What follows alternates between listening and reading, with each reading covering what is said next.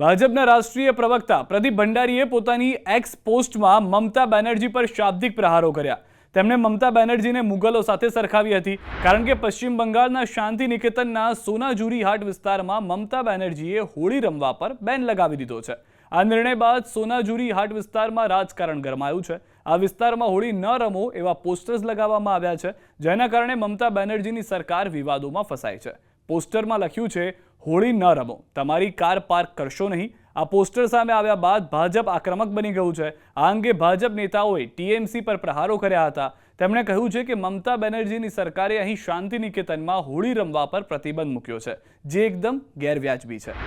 આ મમતા બેનર્જીની અસલી ઔરંગઝેબ માનસિકતા છે। એટલા માટે મમતા બેનર્જીએ શાંતિ નિકેતનમાં હોળી પર પ્રતિબંધ મૂક્યો છે। તેણે રમઝાન અને શુક્રવારની નમાઝ માટે આ કર્યું છે। મમતા બેનર્જી બેગમની જેમ કામ કરી રહી છે।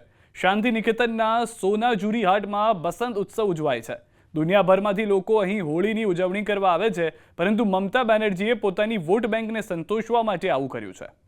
શાંતિ નિકેતનમાં હોળીની ઉજવણી પર પ્રતિબંધના નિર્ણય પર ભાજપ નેતા સુવેન્દુ અધિકારીએ કહ્યું હતું, दुर्गा पूजा का कोऑर्डिनेशन मीटिंग हम लोग देखा, दूसरा बड़ा बड़ा त्योहार का देखा, लेकिन इस बार पहले बार पुलिस का कोऑर्डिनेशन मीटिंग हो रहा है होली के लेकर।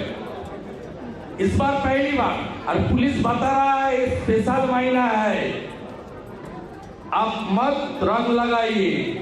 अनविलिंग पर्सन को कौन अनविलिंग कौन विलिंग किसको पता चलेगा? छोटा छोटा बच्चा लोग घर के बाहर रंग लेकर उन्होंने होली मनाता है, छोटा छोटा बच्चा लोग खास करके।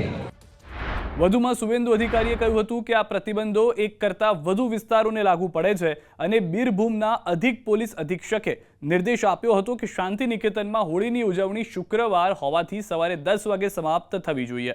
તેમણે ઉમેર્યું હતું કે આ બંગાળમાં પહેલી વાર થઈ રહ્યું છે। મમતા બેનર્જીનું પોલીસ વહીવટીતંત્ર ભાગલા પાડવાનું રાજકારણ કરી રહ્યું છે, તે તુષ્ટિકરણનું રાજકારણ કરી રહ્યું છે। આ સમગ્ર મામલે બીજેપી નેતા શંકર ઘોષે કહ્યું હતું કે મમતા દીદી હિન્દુ તહેવારોને ખલેલ પહોંચાડવાનું કામ કરે છે। આવી સ્થિતિમાં હિન્દુઓએ જ સાબિત કરવું પડશે કે તેઓ હિન્દુ છે।